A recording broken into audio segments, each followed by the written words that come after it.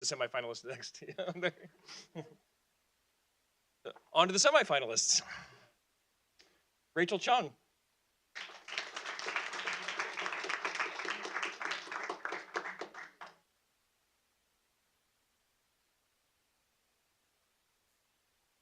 Alexandra Cohen.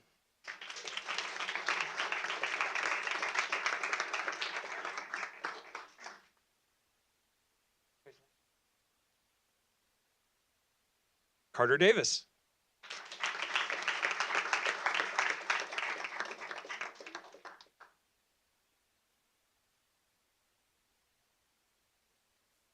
Marina Hagedorn.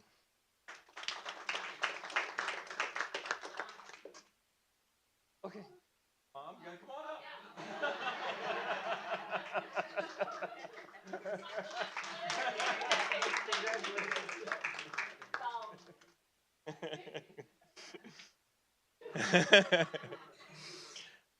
Hannah Moon.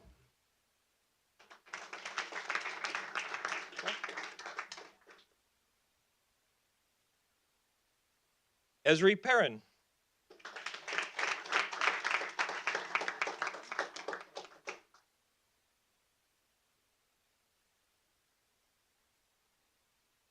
Penelope Rishwadkar.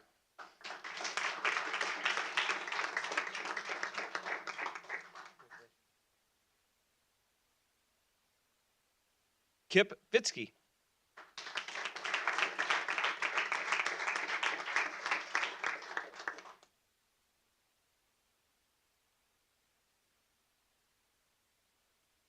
Delia Zaks.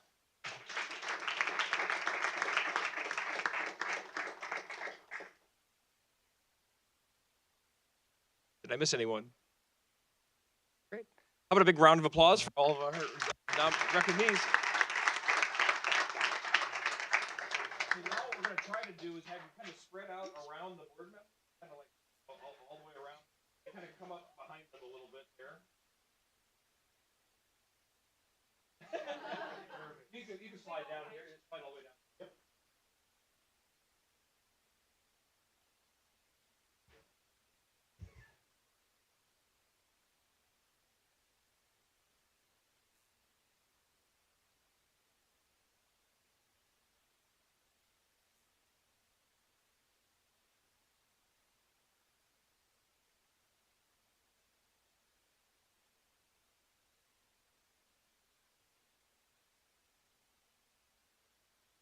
How about a big round of applause for parents?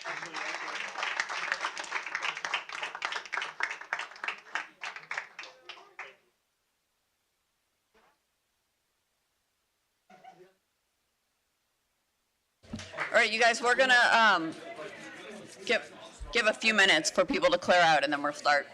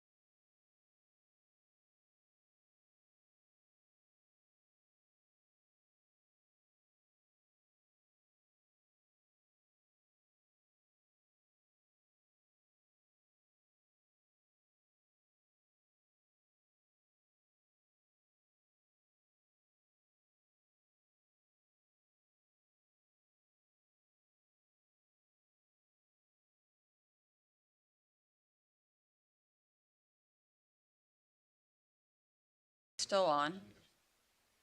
We are.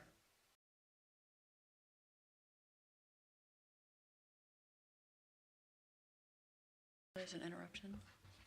Break.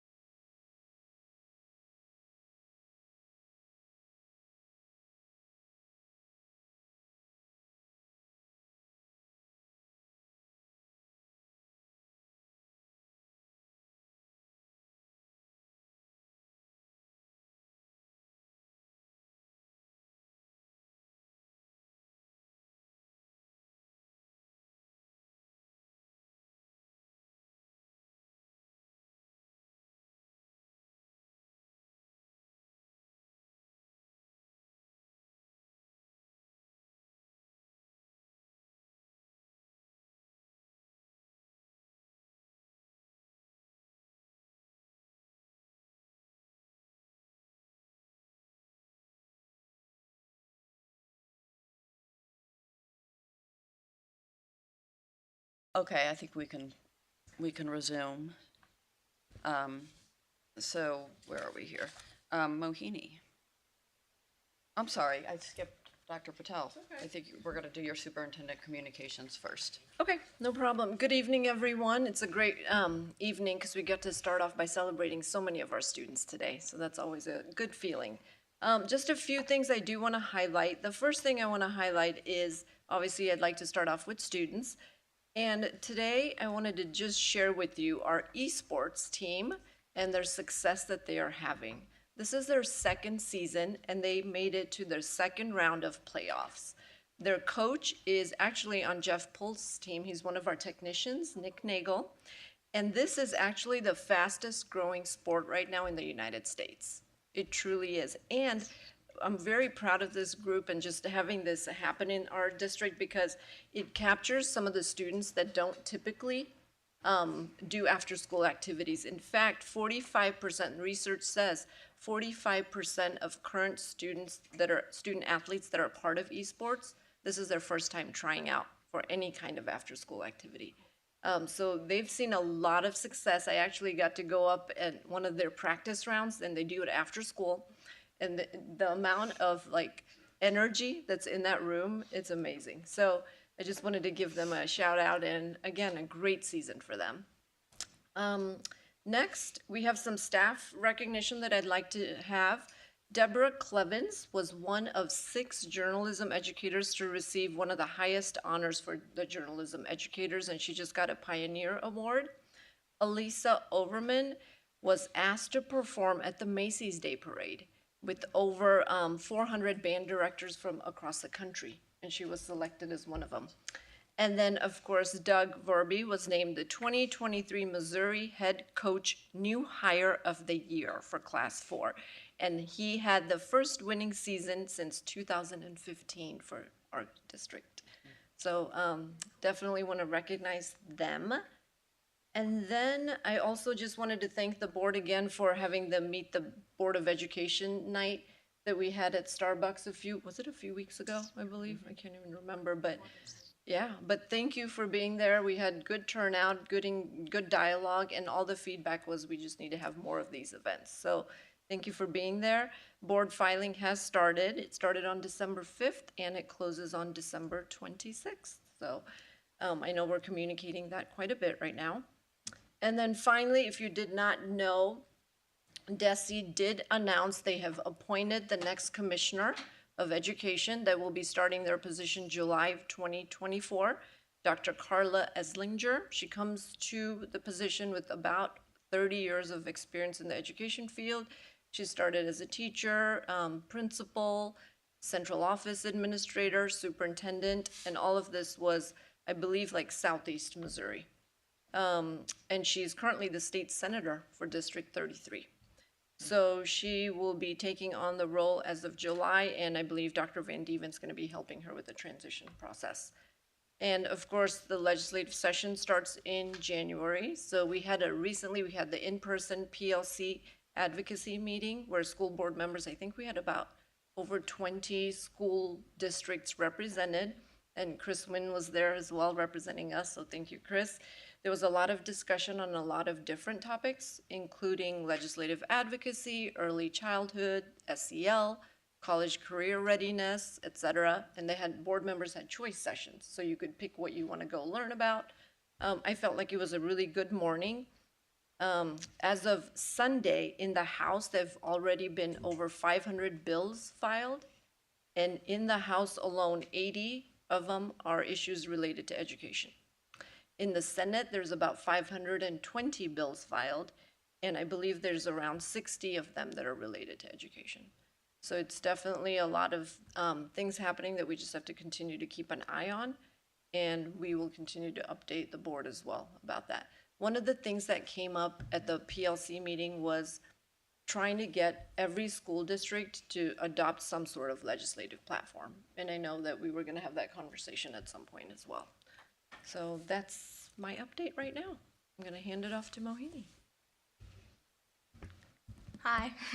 So basically with the high school, everyone is ready for finals and whatnot. And so we've seen Wellness Week in conjunction with student council themes where everyone's having a lot of fun. People are participating with duo dogs, bracelet making, and a lot of stuff. I know a fan favorite is the music during the passing periods. A lot of people are just really excited and really ready to end off the year. And everyone at the SBSA found that if the wellness center, because the wellness center helped with Wellness Week, they thought that if they continue to really look at what students want and need, and just like this week, that they're sure the wellness center is going to be really great support for students.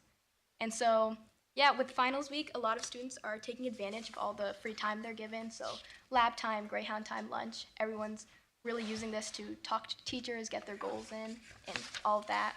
And they've also, students have found that teachers are being really flexible with making finals ready for the students. So whether it's the timing of it or what's on it, students are really feeling like this is going to prepare them for the next semester and going forward in the class. And then also, for the last month, we've visited the elementary schoolers and the middle schoolers and asked them a lot about, what's going on over there and everything they want to tell us. And first, a really good question we asked them was what they thought it'd be like to be a high schooler for a day. And they had a lot of interesting responses. My favorite one is that they really think that lunch takes out about 3/4 of the day. So they're just really excited for the lunch. Yeah, and so they talked a lot about how they think moving on to that next step is a lot of homework, a lot of pressure. I even heard some elementary schoolers talking about college. I think it's really interesting that they have their goals in mind just from day one. And yeah, for the Captain elementary schoolers and specifically, they talked a lot about like the mix of the elementary schools when it comes to Wydown, and how they were really interested to see how everyone with their different personalities based on the school they came from were going to react. But when we talked to Wydown about it, they said actually that, you know, that transition wasn't as hard as it might seem, and that, you know, everyone actually ended up getting along really well together. Yeah. And so also they discussed a lot about their relationships with their teachers. I know for Captain and Wydown, pretty much unprompted, they discussed how this year they felt like they weren't connecting with their teachers as well. Like comparatively, I guess in years past, they could talk to their teachers much more and really get along with them. But they found that this year in particular, they weren't able to, you know, foster discussions with their teachers and have that social sort of aspect to it. Just And- at those two schools? Yeah. And especially at Wydown, they thought that like they couldn't talk to their counselor if they really needed anything.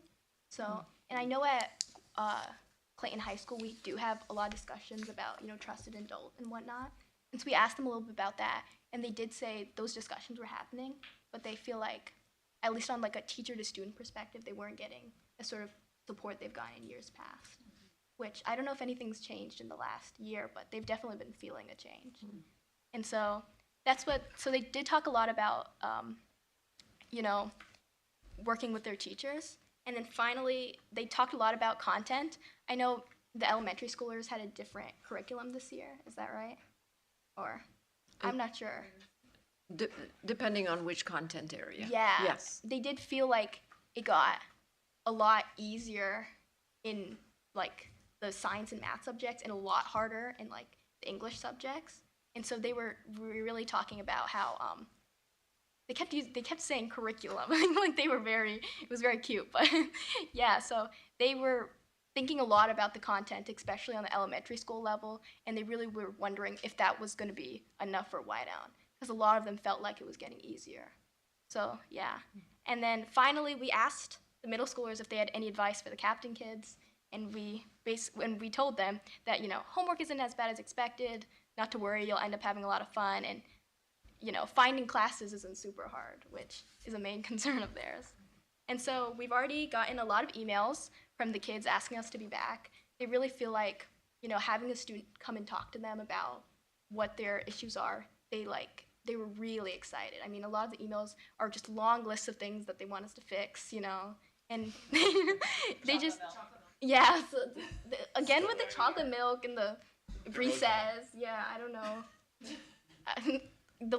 You should talk to the Wydown middle schoolers about lunch. They have a lot to say. Yeah.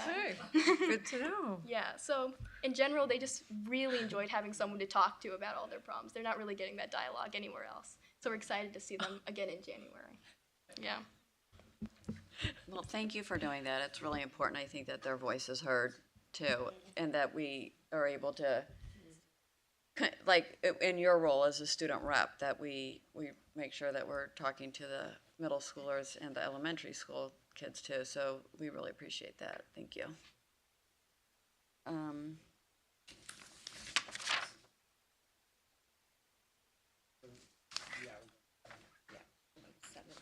Okay, so we are moving to number 7, which is visitor management agreement.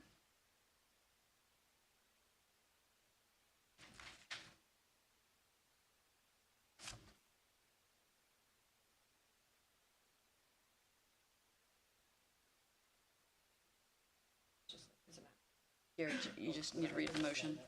Oh, so, are we gonna have a presentation? Yeah, sorry. I move that the Board of Education approve the agreement with Warner Communications. Sorry about that. Obviously off my game. I move that the Board of Education approve the agreement with Warner Communications to provide Verkada guest visitor management services as presented. Second. It's been moved and seconded. Are there any questions or comments? All in favor? Aye. Any opposed? Okay. So are we going back to 6? Now we're doing the consent. Okay. Okay, go ahead, Gary. I move that the Board of Education approve the consent agenda items 8.02 through 8.06. Second. It's been moved and seconded. Any questions on the consent? All in favor?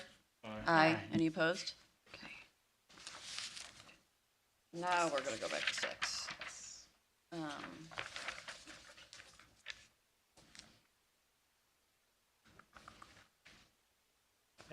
Yeah, we're on the audit, okay.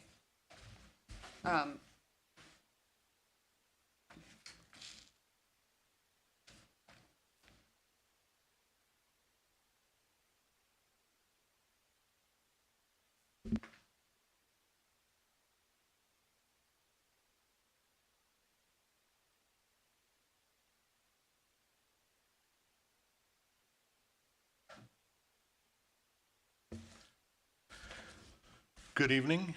In accordance with law and policy, each year our district undergoes an independent financial audit. This year it was conducted by Kerber, Eck, and Brakel. They've been our auditor for a few years. They started a renewed contract this year for 5 years. And they're here to present the results of our June 30, 2023 year-end financial audit. I'd like to introduce Allison. Okay. All right. Good evening, everyone. My name is Allison Weems, and I served as the Senior Audit Manager for the district's financial statement audit for the year ended June 30th, 2023. Gina Cochran served as the audit partner. She is not here this evening. So we are going to do a high-level overview of the results of our audit.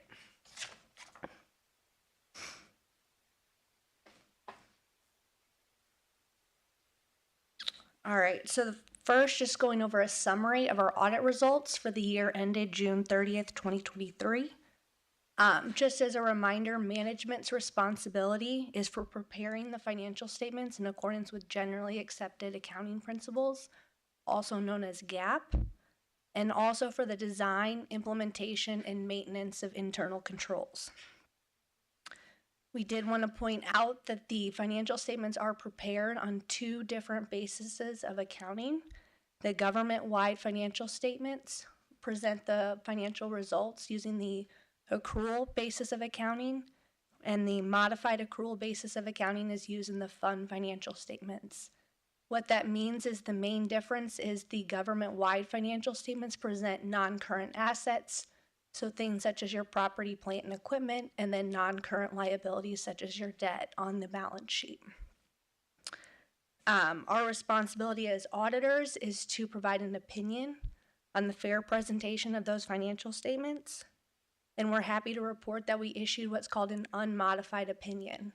And what that means is we found the financial statements to be fairly presented in accordance with generally accepted accounting principles. We did perform our audit in accordance with 3 sets of auditing standards, same as last year. That includes generally accepted auditing standards, government auditing standards, and then the district was required to have a single audit this year due to federal expenditures exceeding $750,000. And so that audit was done in accordance with the uniform guidance. So in addition to auditing the financial statements, we do review the internal controls of the district. Our responsibility is not to provide an opinion, so we don't look at every single transaction. We're happy to report that we had no material weaknesses in internal controls that were noted. And then we also review compliance with laws, regulations, contracts, and grants, and there was no material non-compliance noted. So that was kind of a brief overview of our financial statement audit. In addition to the financial statement audit, we also did an audit of the federal awards in accordance with the uniform guidance. This year, we audited the Education Stabilization Fund as a major program, also known as the COVID relief funding. We're happy to report we issued an unmodified opinion on the federal programs. And we also had no material weaknesses in internal controls that were noted. And then no findings were required to be reported in accordance with the uniform guidance.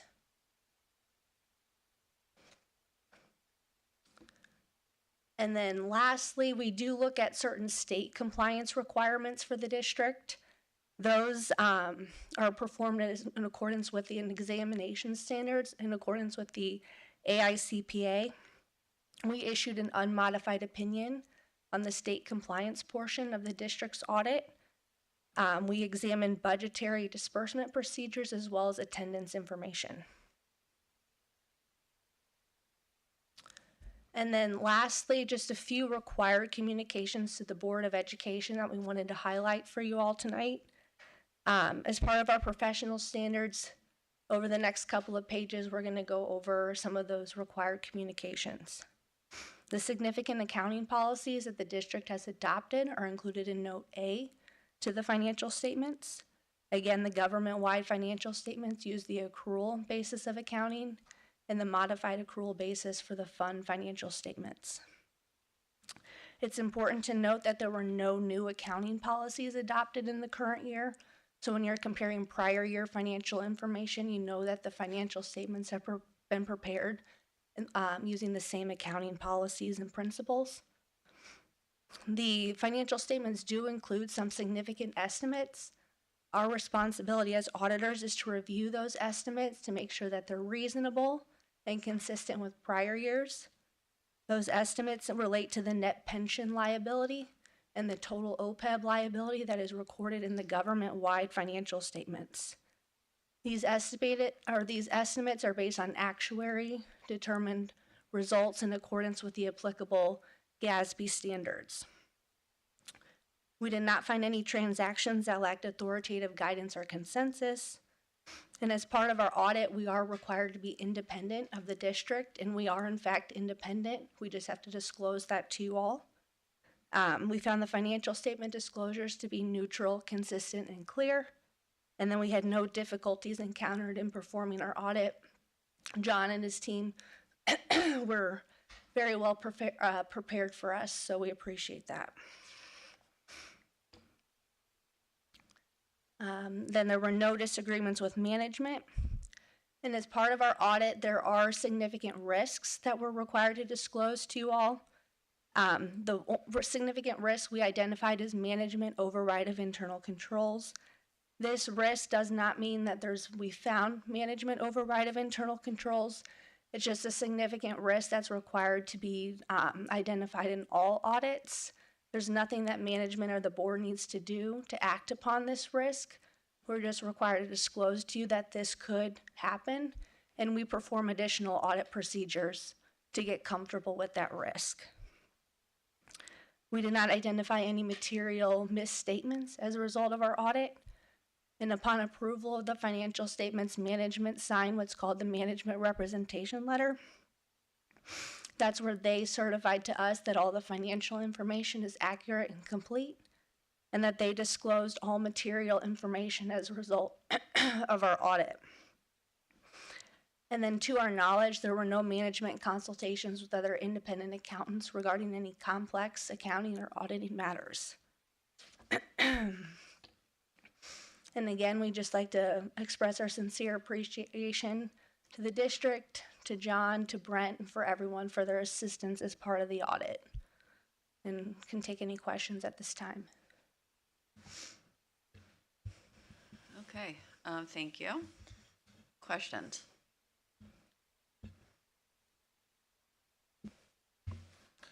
All right. Well, first of all, John, congratulations to you and your team for another clean audit. Not surprised, but you guys do a great job, and we appreciate it. It's in the management discussion on page 18. There's a little talk about our AAA bond rating, and that to me, I agree with your statement that this is sort of the best way to share our fiscal responsibility and the financial health of the district. So I thought maybe you could just talk a little bit so the public can hear, like, sort of why we have a AAA bond rating. And we're only one in four schools that have only 4 schools that has it. Are there any risks to that? How much space do we have on that? All that good stuff. The AAA bond rating that we're referencing here is one of our highlights, I think. There are 4 schools in the state of Missouri that have this. And so it's really based on a series of factors, but it really reflects the financial stability of this district, the stability of the community, and the operations that we have herein. So we're very proud of that designation, and obviously our goal is to maintain that going forward. As far as, I think, were you asking about how much leverage we have within that, or? Yeah, I mean, I know this is sort of a subjective thing and based on Yeah. credit rating, professionals, but Well, let me say Yeah. this, where does that rating come from? It comes Yeah. from Standard and Poor's. They're one of a few rating agencies. Moody's is another one, but we're typically rated by Standard and Poor's. We submit our data to them, and they rate lots of districts. We typically annually go under a rating call with them where they review our audits, ask us lots of questions about our operations to get comfortable with the rating that they're giving us. So this is something we maintain on an ongoing basis. The one thing that's potential out of this is leverage. That's one aspect of this. With our current debt levels, we're leveraged at a very low level compared to many districts in the region. And that certainly contributes to this rating as well. We weren't always AAA, right? Like at one point in We've time. been AAA for a long time, yes, Oh, sir. yeah, all right. So I just want to say same thing. Congratulations on another clean audit. It sounds like really there were no material findings except for the flag that you raised on the potential for personnel to override audit controls if they operate outside of the DOA, is what I'm guessing. Is there an easy way within our systems, either head of IT, head of finance, in order to be able to eliminate the ability for personnel to do that? Or is that just, is it a flaw within our current accounting or system? I mean, what's the issue there? I don't think you were referring to a flaw. I Right, think yeah, you were no, right, referring to a correct. general risk that all entities experience. That if an employee were to go rogue or a group of employees were to go rogue, they could potentially either manipulate the records or abscond with resources and not let the records show that. That has not happened here. It's just their requirements are to inform you that that's a risk. Oh, okay. Yeah, so under our professional standards, that's required to be a risk in any audit. There's no way to get around that risk. That just happened several years ago with Enron and all that stuff that had Right, gone okay, on, so if that's just a general, Yep. like, if that's just basically a general risk that is flagged, I thought that I had read it to be that we have potentially, we are following our protocols, so there wasn't any indication of that, but we could actually trigger that. But it's only triggered if you have a rogue employee, which it could happen anywhere. Yes. So, my duty and the duty of my team is to keep the system honest. Yeah, but it's not a failure or a lack of controls that we have. No. Okay, good. I have nothing else. Go ahead, Greg. Thank you for your report and for your work, and again, John, for the positive reflection on the financial health of the district. So I have a question that's a little bit more philosophical, and will ask you to be probably a little bit more speculative than you normally would. One of the things that I think is really important about us talking about the audit every year, other than the legal requirement for it, is to just communicate to the public the way the district's funds and finances are managed. And to that end, I'm wondering if you could come up with a question that maybe you haven't been asked or that you're not normally asked, that you think people in our role should ask to help illuminate the district's finances. I don't know exactly what you're wanting, but Is there a question that you wish people would ask you about your role? as auditors? That's a little bit of an oddball, so I don't know what answer you're trying to. No, I don't actually have receive. anything in mind. Okay. I'm just thinking, what are some good questions that we could ask that would help people to understand this process better, or to understand what your work is that helps us evaluate that, that's the entire financial picture. I mean, I can't think of anything specific. If they were to refer to something in the audit report that might, provide additional information as a result of the financials of the district, that management discussion and analysis that credit rating question came about, that's probably one of the biggest pieces of the audit report to review for the public to look at the financial stability and the financial health of the district. So it's a very large report. So if anything, looking at that, it is unaudited information, but it does provide a clear picture of the district's finances. And I don't think a lot of people probably look at the audit report, as we put it together, spend a lot of time doing it. But if anything, looking at that will provide some additional resources and information about the district's financial health. So I don't think that's something that people always necessarily know, the public, to look at. They get they might see the huge document online and try and look and see where to even start reading. And I would say, that's a good place it's short, summarized, and it provides lots of good information about the district. Well, thank you. I think that's helpful. And again, apologize for kind of an oddball question, but I think that's helpful for people to understand. I would add to that, there was in her presentation, there was a lot of words that may not mean things to people. But one of the things that I think people should understand is that there's independence in her work versus our work. We're not in collusion. She's inspecting our work and reporting to you as management about our work. So I think, if people understand that, it's not that we're in. It's the whole purpose of an audit. Exactly. Yes, the whole Exactly. purpose of an audit is an independent opinion on the health of the district's finances. Well, John? thank you.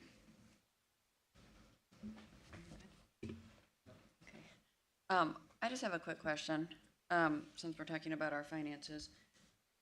So a few years ago, we passed Prop E, and will you remind the district or the board and the community where we are currently with our fund balance and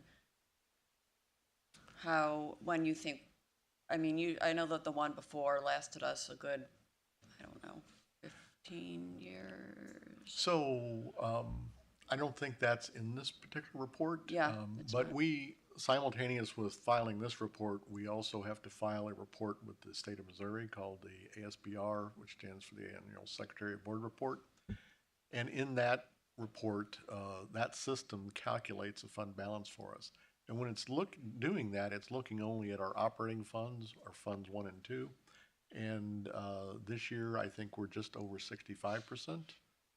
That's up from 62 or 3% the prior year. So we're still climbing from the point that we had our last tax increase. Last year, we also passed a fund balance policy to set a minimum target of 25%.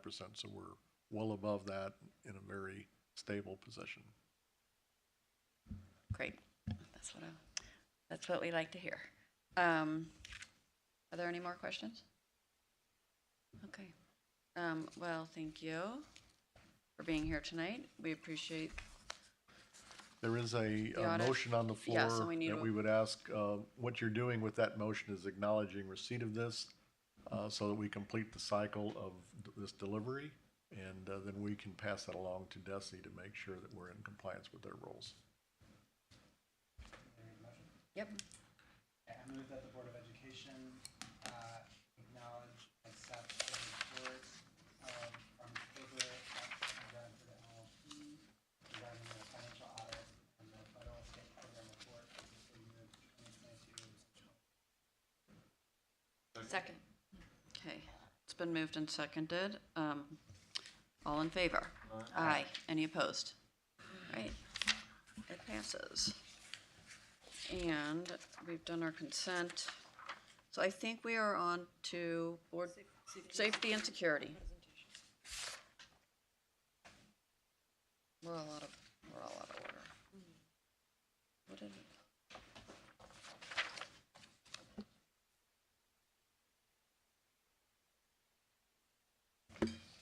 That works.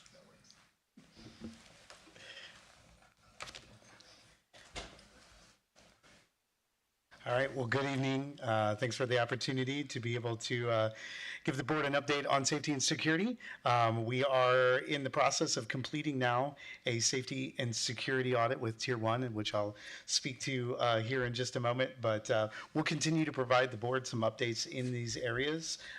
This is a very extensive audit with lots of data that is coming back that we'll be continuing to work with both the buildings, our safety and security committee, to really dive deep and analyze and then produce a full plan that will be taking place over the next couple of years to try and address some of the things that we some of the findings that we found in the audit itself. So why the audit?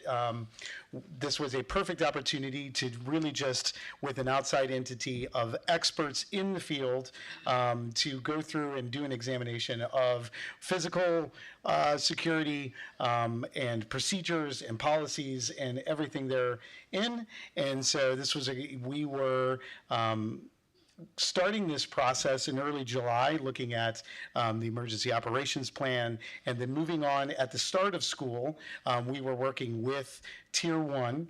And Tier 1 is a group of law enforcement professionals, emergency service professionals that actually specialize in this area of school safety, do trainings for schools all across, I would say, all across the area and much farther.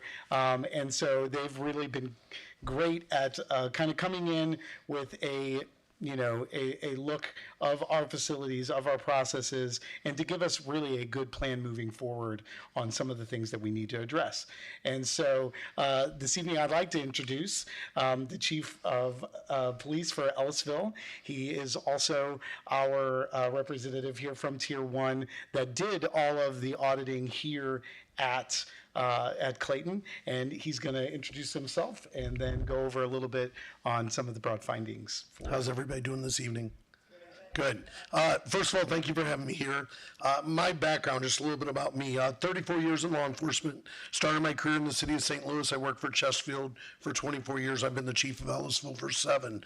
What's applicable here is for the last 20 years, I've been, and I use air quotes, an expert in the area of site security surveys, crime prevention through environmental design, weapons of mass destruction, and active shooter. I was recently selected by the FBI as the first and only national fellow from the state of Missouri. When in March I will be traveling to Washington, D.C., where I will be advising the White House, working with senior FBI officials on active shooter protocols for the nation. It's something that at least clarifies for you that what I'm doing and what I say has a little bit of validity to it. I told everybody I talked to, I'm not an expert. Why am I not an expert? Because while I have a lot of training and background, I don't know the Clayton School District. I didn't know it inside and out. Now I do. Thanks, Luke. I did not know it inside and out before I came here to do this system and report. So what I did was I took, next slide if you don't mind. There we go. I took time, several months, and I did a lot of things to look into the school district, to verify, to find areas of growth, and to identify places where we can help and assist in the area of provision of safety and security. The report was over 200 pages, the final document. However, I wanted to make sure that I stated in a public forum, this report is not available to the public. It's statutorily protected, so you as a board will see parts of it. You'll see the report.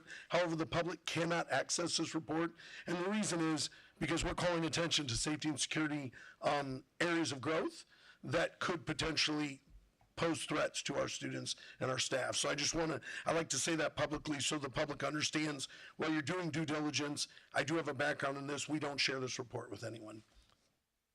So what did we do? Number one, I started by looking at your emergency operations plans, your crisis team documentation, and then Luke and I came up with a quick guide. One of the biggest things we can do for our students and staff is to provide them information, what they need to do in an emergency. We all know speed saves lives. I'm happy to say, and I will take this time to give a little kudos right now to Luke. Anything I saw, he worked on. He jumped on quickly. His safety guide I gave him the information that he put together and put in the classrooms It's one of the finest I've ever seen. I'm actually stealing it back from Luke, and I'm going to use it going forward anytime I do any consulting with schools or areas that I see some application. Then the biggest part, or I feel one of the biggest parts of what I do is I interviewed staff, faculty, parents, students, community members. I worked with the police department. I'd be remiss if I didn't note Chief Smith is in the room with us. The relationship and the ability of your district to work with those members is incredible. That's what I found during these interviews. But the biggest reason I do those interviews, I said, I'm not an expert. I don't know what goes on day to day in your school district. These people do. I literally interviewed over 100 people specifically about safety and security for the district. Then my final piece of the puzzle is I actually took physical security surveys of every building in your district. I walked every building. Luke, well, I don't know, hundreds of thousands of steps we put on our little Fitbits, checking every aspect of your school district building safety. Check locks, doors, windows, access control. I'm glad to hear, I want to kudos to the district. One of the areas that you just passed tonight was one of the areas of growth that I noted as it relates to providing security and safety for your students and staff. It's so important to control access. So what you passed, I applaud that. So that all together presents a complete holistic view of your school district safety and security. Next slide. So the audit is designed to be addressed over a long period of time, and this is important, especially for you, the holders of the checkbook, right? You did not get to the stage you're in, which by the way is excellent, but you didn't get there overnight. Any areas of growth deficiencies that I noted, they didn't occur over one day, 6 months, a year. It occurred over several years. The solutions oftentimes are along those same veins, right? It will take us time. This is something that we're going to do that I recommend we do over a period of time. For every recommendation I made, I gave you a solution. I gave you something. If I saw an area of growth, I gave you something that I recommend that you pursue. It's not the only pursuit, but it's probably the most viable at the time. But they come with varying levels of cost. So you decide where we prioritize that. I will tell you, and I've done this a lot. I've worked with 50 school districts and hundreds of schools. And I kept telling Luke, I would tell you that your district is one of the best I've ever dealt with. And that's, you already paid me, so I don't have to tell you that. But legitimately, the care, the concern, the continual areas that I saw was just that, the staff, the community, and their support for the efforts that you do, and obviously it's top down. And Dr. Patel and Luke and everybody I dealt with throughout their staff, I could see it was pervasive throughout the community. Safety and security is important. Areas of growth, do we have the next slide? Yeah, we can do it. Okay, so areas of growth, a couple things that I came up with. There was, the continued review of your intruder alert system. That was an area that we saw some potential for growth in. Your visitor management upgrade, which you guys tonight took care of, which I love. The center of Clayton and its adjacent nature to the high school provided some areas of growth. And then communication in general during emergencies. I think I was brought in as a result of an incident that occurred last year. One of the things I wanted to highlight was that incident, while it was unfortunate, and it really was, a couple of errors that made it come about, it really shone a light on the ability of the police department, your staff, and your students to respond in an emergency. We hate to see accidents occur like that panic people and create, some concerns within the community. But what I like to see as an assessor, somebody that comes in, is what happened as a result of that. And I can tell you unequivocally, the response was excellent. The police department was here within minutes, literally minutes. And the response of the staff, and I interviewed staff, and I interviewed students, and I interviewed community members, and they all said the same thing. It was amazing at what we did. We didn't like having to do it, but it was amazing at what we did. And so my takeaway from that globally for your district is you are well prepared. You have a bunch of people that really care, and you're in a good place. There are areas of growth, and I think if you use that report as a roadmap to identify those areas, reassess those areas, and then improve upon those areas, you're gonna be in a great place. So as far as I'm concerned, that's all I have. Yeah, and just as far as our next steps will be, and I had alluded to it earlier, we're going to spend some time with the buildings because each portion of the port was broken down to site, and so we will spend some time working and prioritizing with them some of the areas, some of the feedback we got from the buildings, working with the Safety and Security Committee moving forward, starting up in January. Now that we have this data, I believe that we're going to have a chance probably to inform you a little bit more in detail coming up here at a soon opportunity with the board. So you'll hear a lot more about the details of the report itself, even though we couldn't share it in public tonight. You will be briefed in that information as well. So again, yes, some of the things that our next steps we know will be security cameras, continued review of that alert system. When I say alert system, just so everybody's aware, those are the buttons on the wall that actually ignite a intruder alert. So, and then and we'll be doing some other things in communications as well to really try and make our response even better. We have growth, and so we're going to respond to that and try and grow some of those areas. So, with that said, any questions? I know that was a lot.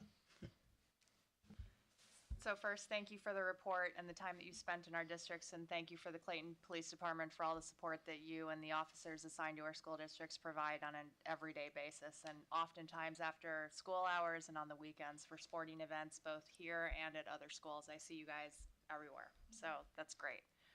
The only question I have is, how often would you recommend we do a follow-up assessment to this initial report? Like what type of timeline would you recommend? Do you come back annually? Do you come back every other year? Based on your assessment of our district as holistically, when do you come back next? So one of the things, and it's dangerous to ask a consultant how much I can charge you and how often. Fortunately for you, I'm going to put on my public servant You seem pretty hat. busy Right. though. You're headed to DC. Exactly. You got FBI responsibilities exactly. now. So I would tell you this, based on my report, I honestly would give it at least a couple years, because I want to give you the opportunity, and the reassessment is easier actually, because what I do is I have the roadmap, right? I have every building's roadmap of what I said. So the reassessment is, what did you do?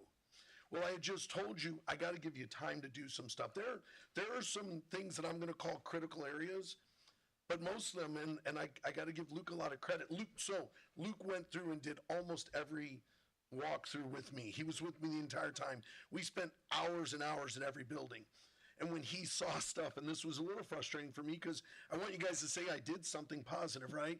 But when he saw something like doors that weren't closing or windows left open or even some technical stuff, some inability to access cameras, etc., he immediately went back and fixed those things.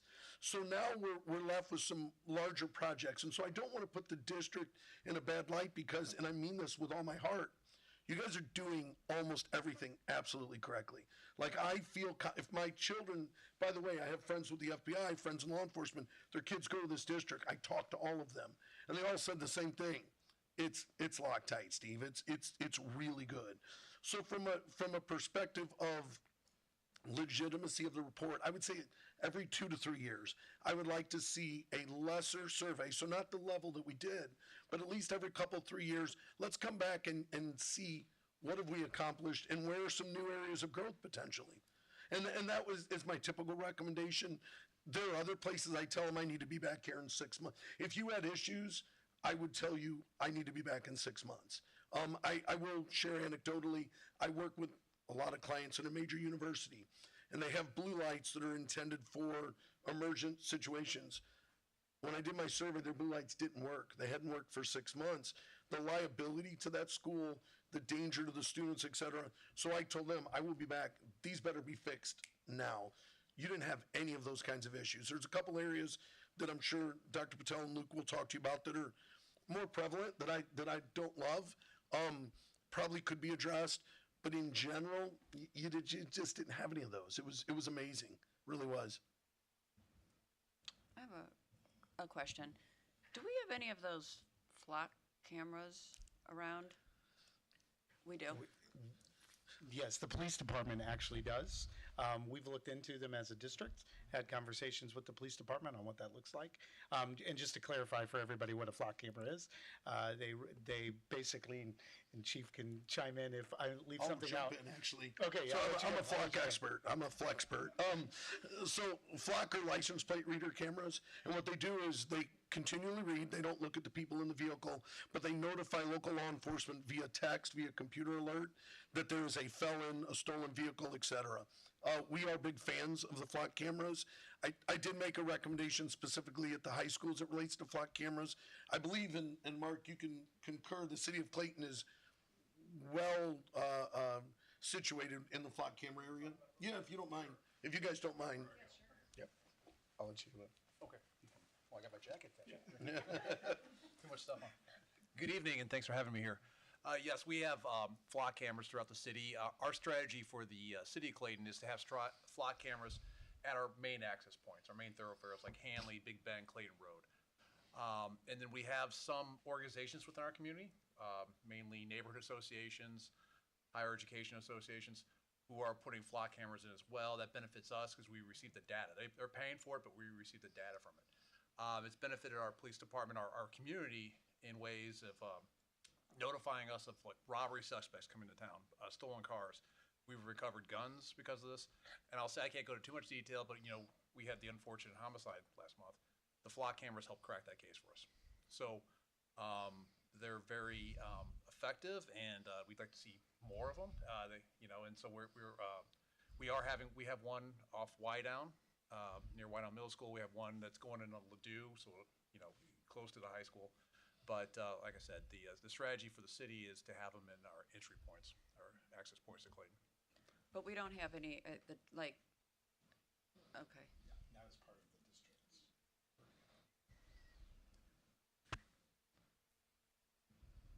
Should we? Did you have a question? Oh, I mean.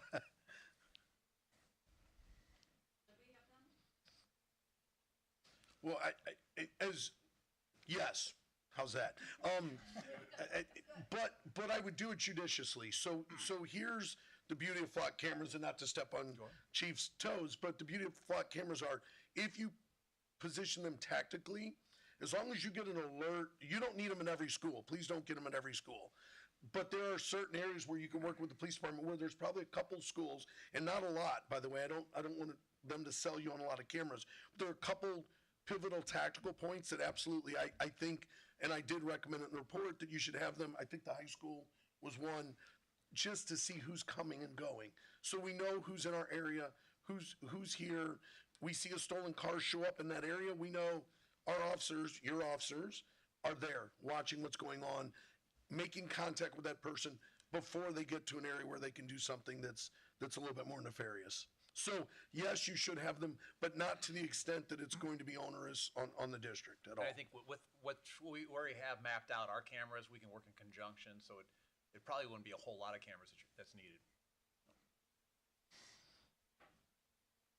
All right. More questions? Yep. So the only other wondering I have is, I think everybody here is aware, and everybody who might be watching our meetings are aware that we are a well-resourced and funded school district. And I don't think that safety and security should be limited to well-resourced and funded school districts. So is there like a top 10 things that we're doing that Nisa, as the superintendent, could share through like the superintendent working group that she's with, that we're doing that we can share with other school districts? It's not gonna compromise the security of the overall report. And if that's the case, maybe you and Luke could make some recommendations and package that up for Nisha, because I think it would be a good idea to share those broader with the St. Louis County school communities who, again, we will have you back in 2 to 3 years, but some of those other school districts may not have the resources to even have you in for the first time. And so if there is low-hanging fruit that we can share with others, I just think that we should be doing it.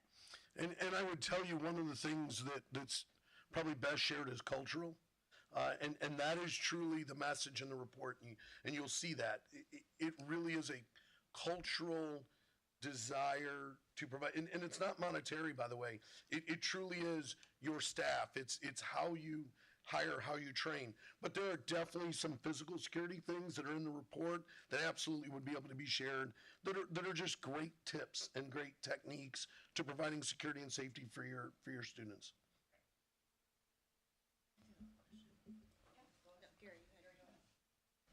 Two questions. The 5-year plan that you're, that we're working on, will there be, I mean, this kind of goes along with when we would hire you again, I think. What will be the sort of oversight on that in terms of whether that is happening or being evaluated how we're being evaluated against that plan? Do you have an idea of that or how that's designed to work? Just as far as just the evaluation of what we're accomplishing at the time. Yeah, once so, the 5-year plan, yeah. you know, how do we? Yeah, well, one thing I have learned is we've created a great relationship with Chief Lewis here, and so we will continue to probably be in contact in a smaller fashion on a lot of these items.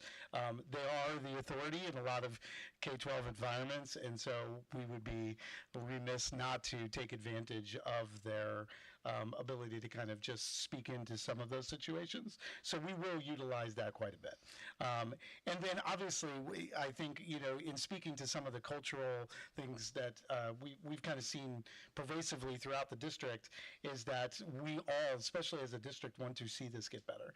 And when I say that we're going to work with the buildings want to see these things happen because it does. It benefits, you know, a safe school environment for our kids and then our staff and our community in general.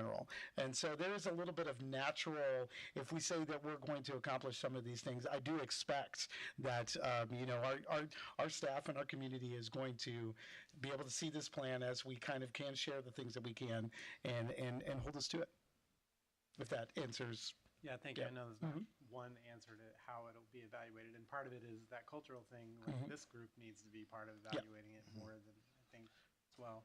So, second question, I probably have to be a little bit more of a, you know, make a statement before a question to give the context to this. But you mentioned the intruder alert system and the incident that we had at Wydown, obviously, that we all know about.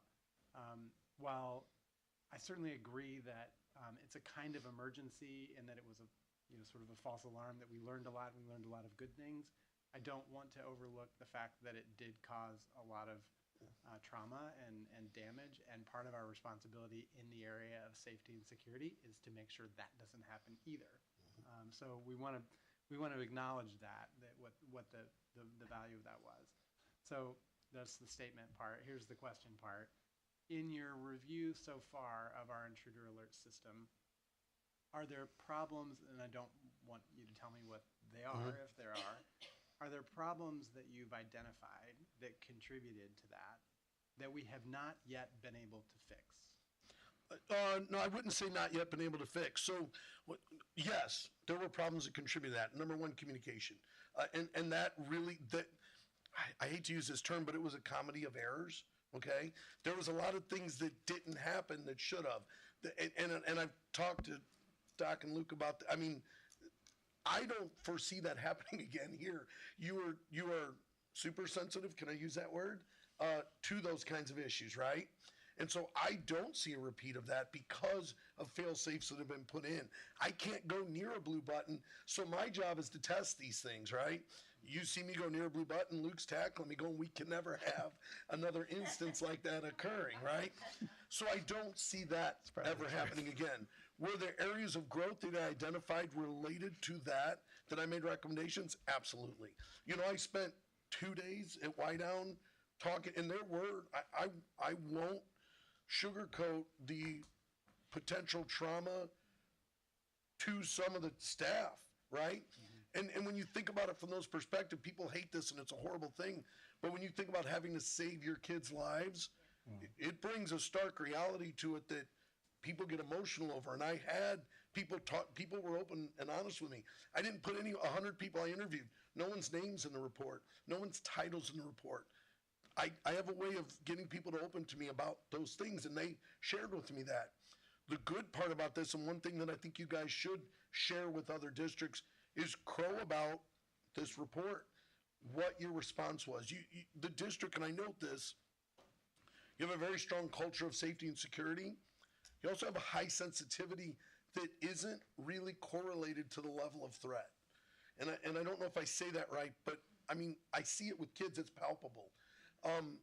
You have kids that have a level of fear not correlated to what it should be. And so part of my explanation in this report is I want to slowly see a cultural shift away from the fear-based and more preparedness-based. I don't believe in teaching kids active shooter training. I don't do it. I'm one of the few in my profession that say, I don't want to, because it's so unlikely to happen, and let's let the adults worry about the adult stuff. That's just my belief. And in your district, one thing that I did note in a couple places is this super hypersensitivity to a threat that doesn't exist. And that comes from an overriding fear, right? We can over-secure things. And so I think in this report, we did a really good, I feel like we did a good happy medium of, okay, these are the things we need to address, but the things like that we just won't let them happen again. They're not going to happen again. So now 2-3 years, we can desensitize to those and start talking about the things that we need to worry about, not the things that the boogeyman, active shooter in the corner that really doesn't exist. If that answers your question. Yeah, no, thank you for the Okay, context. perfect. Appreciate it. Sir? I don't think I have any questions. Okay. Yeah, I don't think I have any questions. I just noticed the green light. I'm sorry. Yeah, no, I had that on the whole time. Okay. I was like, I'm going to step in like I'm going to ask a question. But since you asked me to ask a question, so you're saying that explain the boogeyman thing again. Just make sure I got it right. Yeah. So in my interviews with people, Yeah. and it was, keep in mind, I talked to parents, I talked to community members, I talked to the SROs, the police department, and then I talked to staff, and then I talked to students when it was approved by the principals, and the sense I got, and it was pervasive, right? There are some elementary school kids in your district who, when there's a drill, when there's any sense of a threat, they overreact for their age and for their exposure to violence, if that makes sense. In other words, they're really afraid of an active shooter, and they shouldn't be at that level. And so what I noticed that night, and your SROs, by the way, are What does phenomenal. that mean they shouldn't be at that level, though? When you're a third grader, Yeah.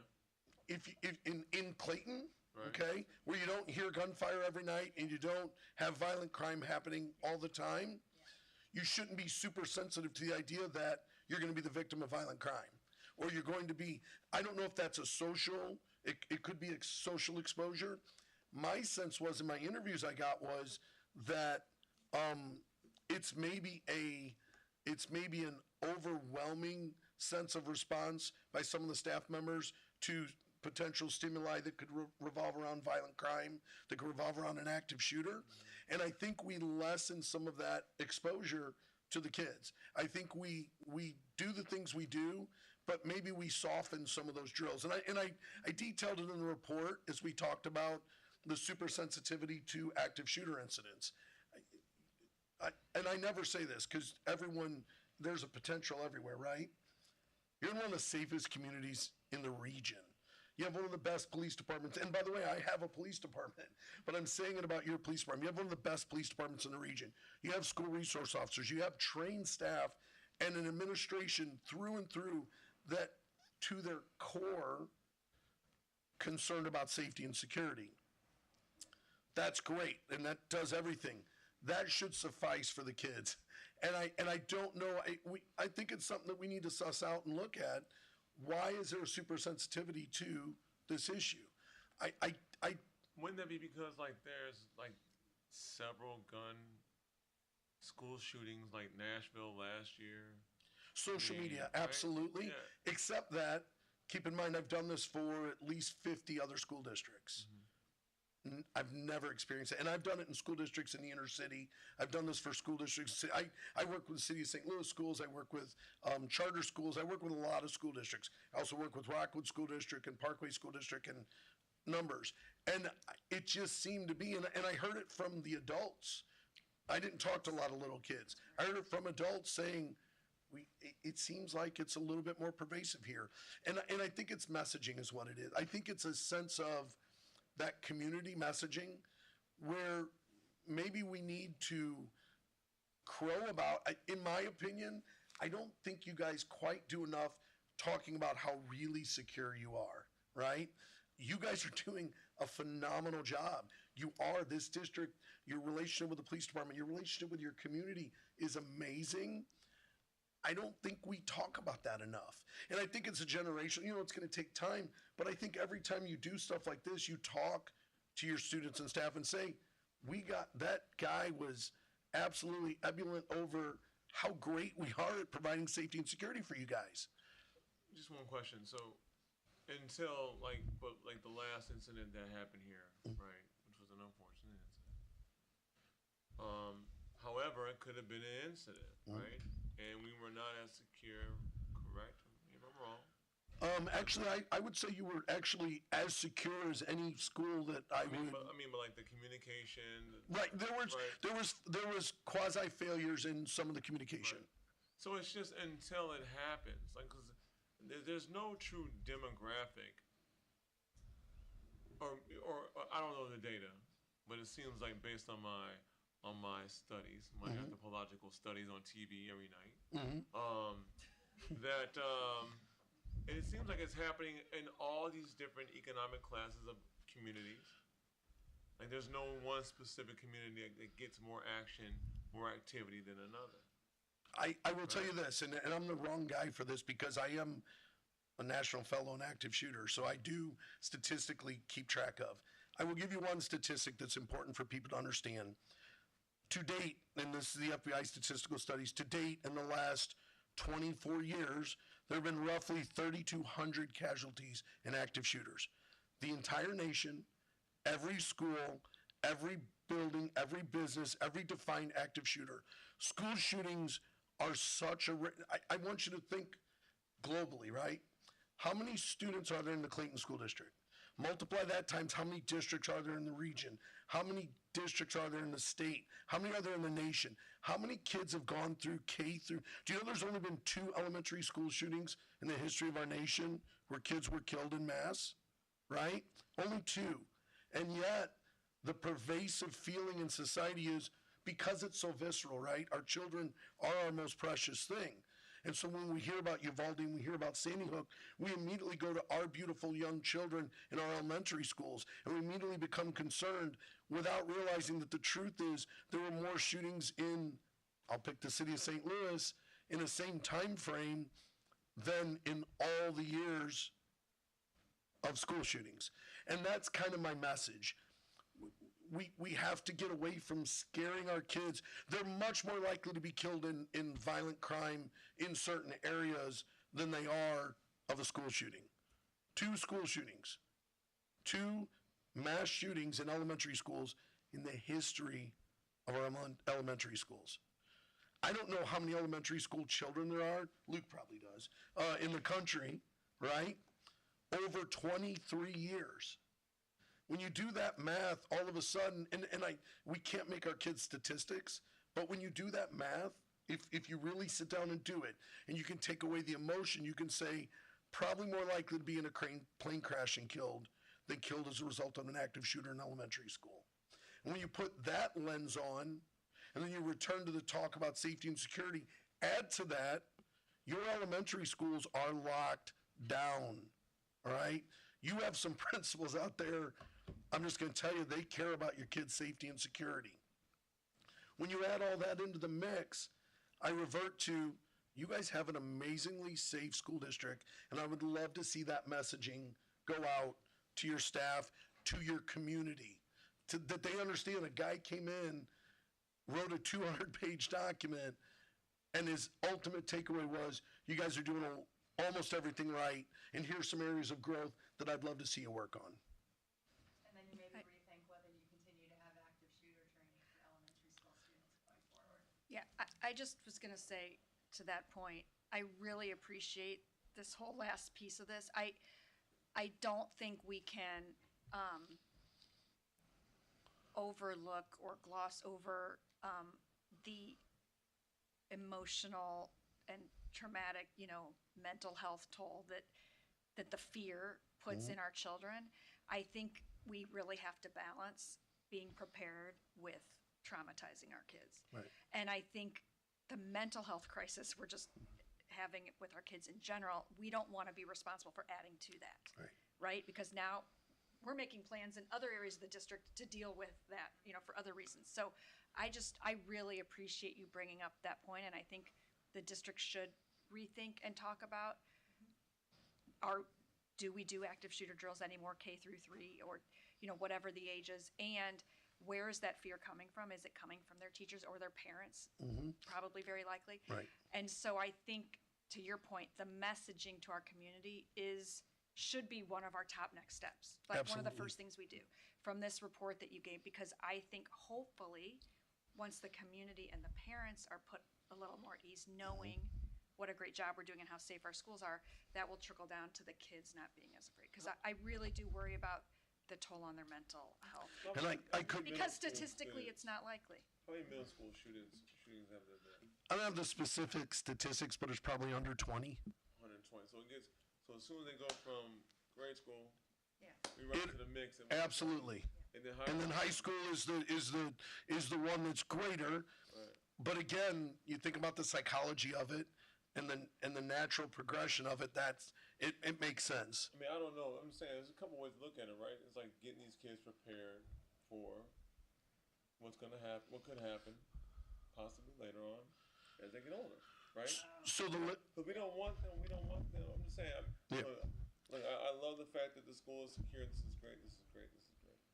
I understand there's minimal elementary school shootings. I get that, cool.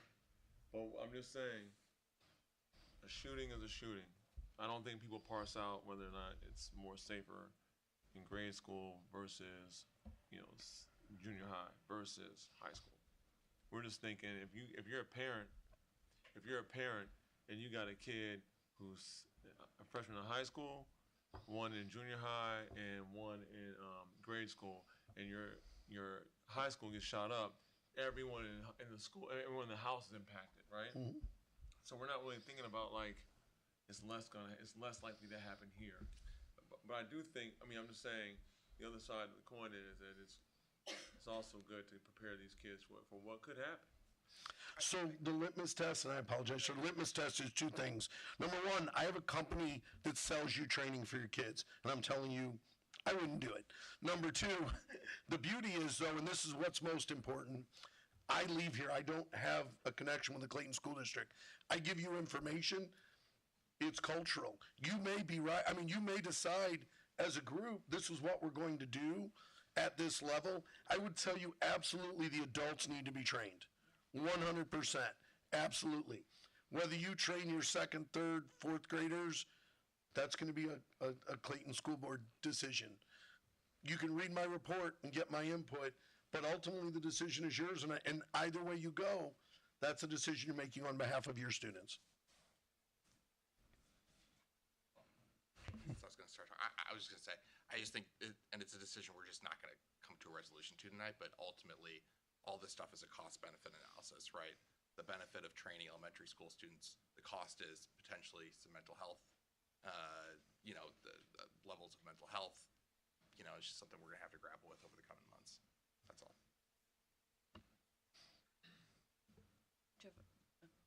And I have two other questions, but to end on that thought is, we didn't know, once, school shootings started to be more in the press, et cetera, we did what we felt was right at the time, which was to do active shooter, training for our students in elementary school. And just like with everything else, now we know maybe that's not the right thing to do. So I don't want to look at this and think, oh gosh, we caused this big problem. Now that we see that our kids are having this because we've done this great audit, then we can say, okay, now what do we want to do? What's our actions going forward? So just to sort of wrap up on that, because I think it is a good point, and I think as our we've seen with Nisha from time one, we are always willing to grow and change according to what the data shows and according to what we're seeing with our students and with our staff.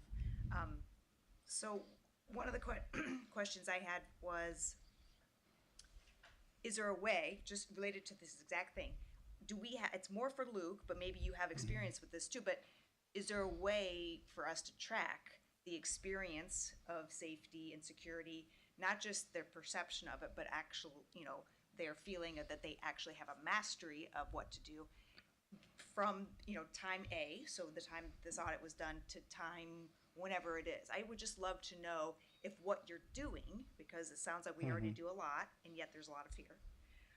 So let's say we continue to tell the staff and we train and we say, here's what we did now. And I just wonder if we continue to say, here's why we're safer, and we do some of our message, sort of changing that and really being positive and proactive about stating just how great we do have, the system we do have is, I'm wondering if we could just make sure to keep track and make sense to keep track of, and how do people feel now? How do the students feel now? What's going on with the staff now? Do they feel better than they did, in 2023? Yeah, and we can absolutely do that with surveys and being able to keep track of some of that data as we move forward and move into this next season. I think it's important to understand we've got work to do still. Like this, the areas of growth are still there, and so we've still got work to do. And being able to kind of tell where we're at will be a good way of because if we're going to providing change some some of data. our messaging and do a lot, I think that's such a good point, because I do have parents when I say I'm concerned about safety and security, and then they say in Clayton, right? And that's a valid point. That is absolutely valid. It's also valid for me to say, yep, right? So it's a tricky thing, and I just want us to recognize, it's really makes sense for us to track, how that's going for our students and staff over time, given the occurrences that happen all year long. There's gonna be more, incidences in the nation. You know what I'm saying? So I just appreciate us thinking about how to track that for our staff and look at, after this audit specifically going forward, and how attitudes, perceptions, and even mastery can change for our staff. Because I agree, staff, if they don't feel like they have true critical understanding and knowledge of what to do, that's I feel, I'm not an expert, that's our sort of weakest link. That staff has to feel confident coming to school knowing if something happens, I know what to do. And to give you some satisfaction on that, one of the questions and interview questions I ask every person I talk to was, what is your comfort level with response? Perfect. And so that is already documented. Perfect. And recommendations based on that are made. Perfect. And now that's what I'm saying, we can go forward and say, what was it then, what is it now? And that could make us feel really good about all this work that we're doing, because if that continues to increase, that'd be such a great way to validate, all the work we're doing, knowing for sure that our staff continues to feel, confident in what they know. Okay, second thing is, if there is another incident within our district, whether it's an accidental or some sort of true security incident, do we have an actual protocol in place, specific protocol in place, not for what happens the day of, because I know that's obviously all been very much worked through and is a given. But is there a protocol, or does there need to be even a protocol for what happens in the months following that, in terms of, here's what happened in this case, is we immediately said, we need tier 1. So did we learn from this, are we gonna call tier 1 back? Is there a different thing that we need to do to really assess what happened? In this case, it worked out that we had, but what if it happens next year? Will we hire tier 1 again? I just want us to sort of think proactively about what that looks like in general, for what is our sort of guideline for how we assess how we did if there is an incident. One of the recommendations, and it was part of the plan that your district has put together and Dr. Patel put together as your emergency response plan, and there is an after action, continual after action review, and then I made a recommendation on, I call it an ultimate cheat sheet. Anytime there's an incident that occurs, I want you to keep both physical, specific, factual, and anecdotal data within that guide, so that you know, what did we do, how did we do it, how do we respond, what did we do right, what did we do wrong, and therefore, if there's another incident, we go to that book real quick, day 2, day 3, and go, we needed to do this, because we didn't do it that time. So yes, that's part of the report recommendation. Beautiful. Thank you so much. Okay. Mohini, what do you think? Well, one thing for the high school is we have an open campus. And so is there like a trade-off between having all the safety and security stuff and also like our freedom? I'm a security guy. Can I talk about the open campus recommendation? Okay, great question, by the way. I recommend, we talked about culture, Clayton School District culture. I talked to people that went to high school here 25 years ago. Love open campuses. I'm a security guy. I don't love open campuses. I recommend that we move away from the total open campus concept because of the threat it presents. However, we have to take into account culture, true threat analysis, right? What the danger is to us, and then reassess as a body, as you guys, to say, okay, he recommended this. Is there somewhere in the middle that we can come to a logical, maybe only upperclassmen do open campus, right? What year are you? All right, perfect. So one of my disconnects with the open campus theory is this: somebody goes from 8th grade to a freshman year. They don't have the responsibility. Think about when you were a freshman, that level of understanding, that level of savvy to allow them to leave campus when they want.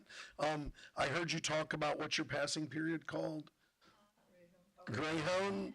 I'm not a dog racing fan. There's a lot of areas of growth in that regard that are contained in the report. I don't want to get too in-depth into it just because it speaks to maybe some potential areas where we can improve. So my overall love as a security expert of that whole thing. How much do you like it though? You like it. So that's going to have to be considered in my report. Right.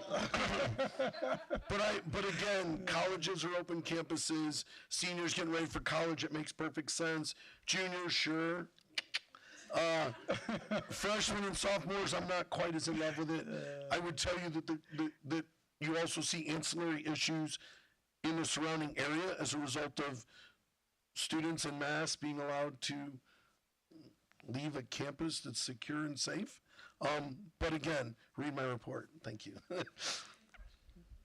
Great question, by the way. You hit on one of my biggies. Okay, that was great. Thank you. Thank you, guys. Thank you.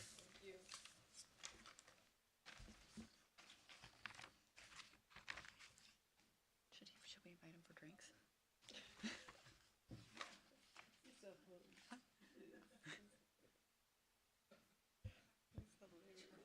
At the Best Western, where are we going? Where are we going? What? Hampton Inn. No, a Hampton Inn.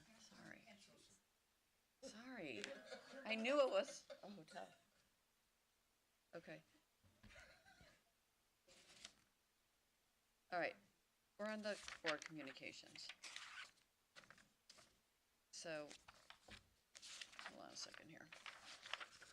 Jason Wilson, what happened in the equity committee?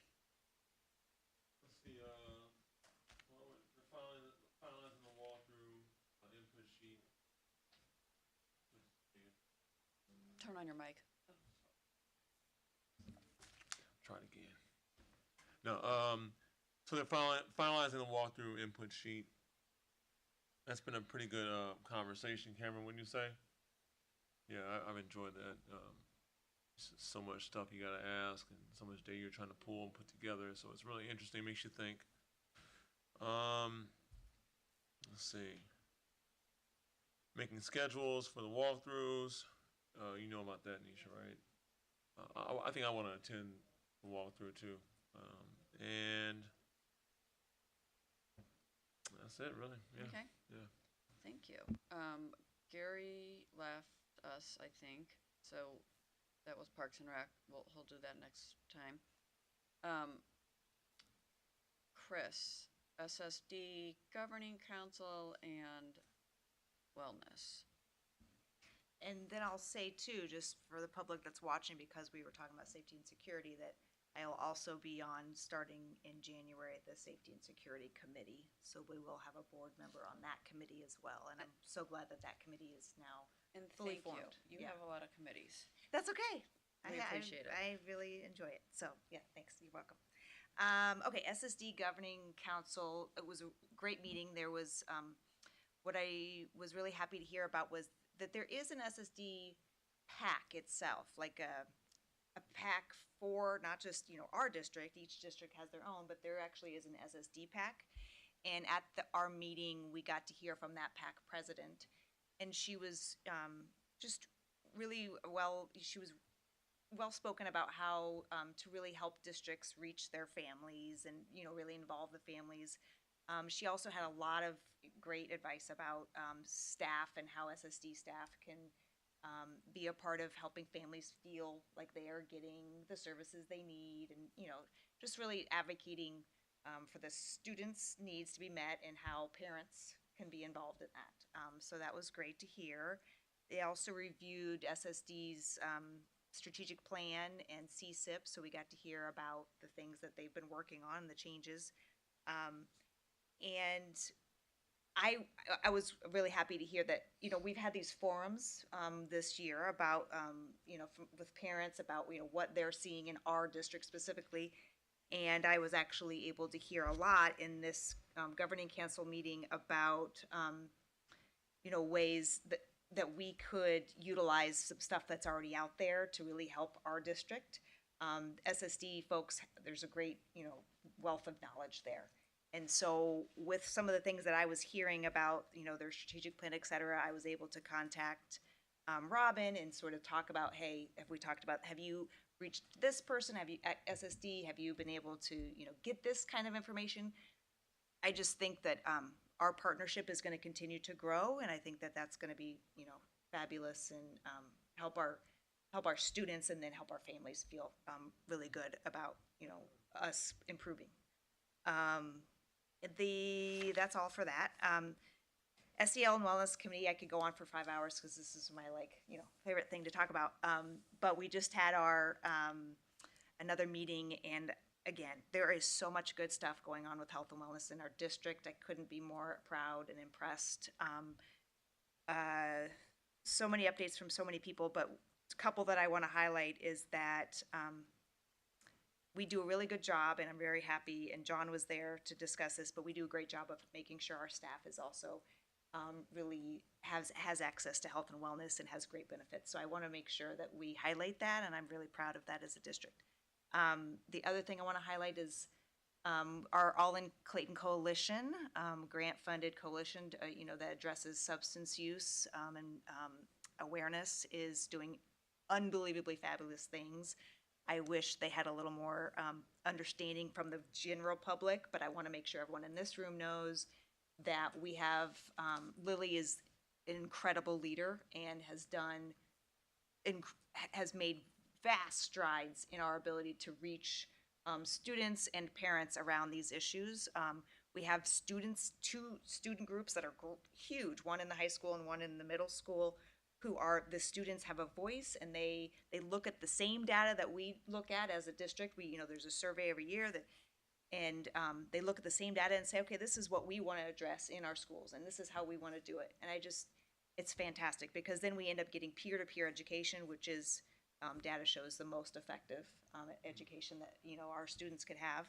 So I'm really happy about that, because that is, 5 years ago, none of this was happening, so it's huge improvement, and I know it'll continue, because again, it's an area for us that we are, passionate about, and that feels very important, these days. So, yeah.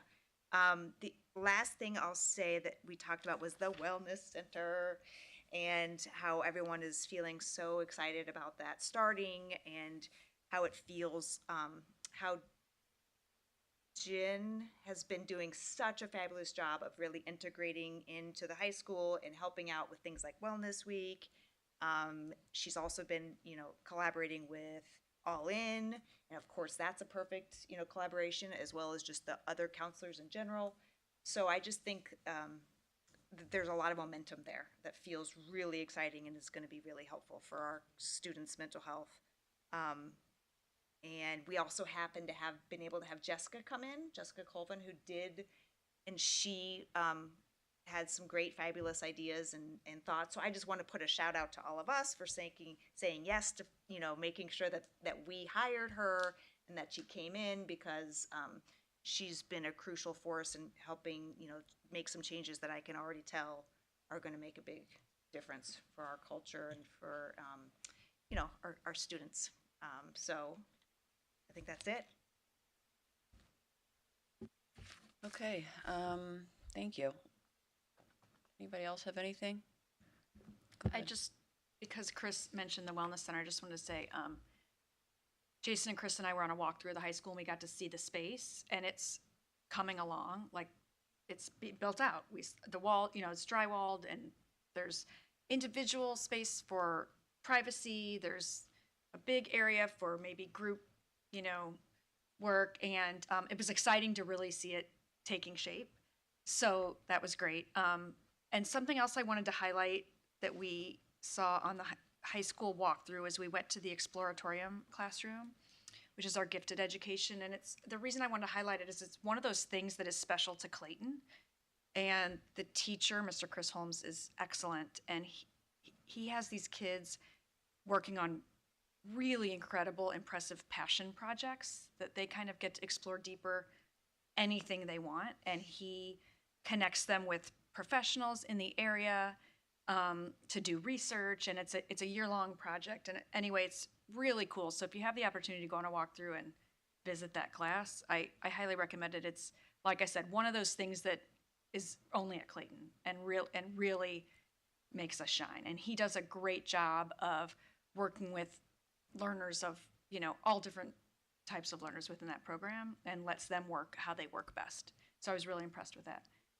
I felt like there's something else. Probably other walkthroughs we went on. I don't remember. That was it. Go on a walkthrough if you get a chance. They're always fun.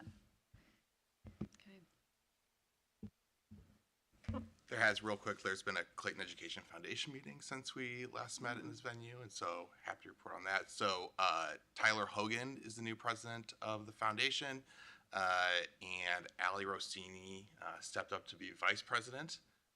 So I think we have some good people that have sort of taken the torch, so to speak, and trying to come up with some new ideas, trying to restructure some things. So obviously a lot more to come on that, but I think we have good people carrying on.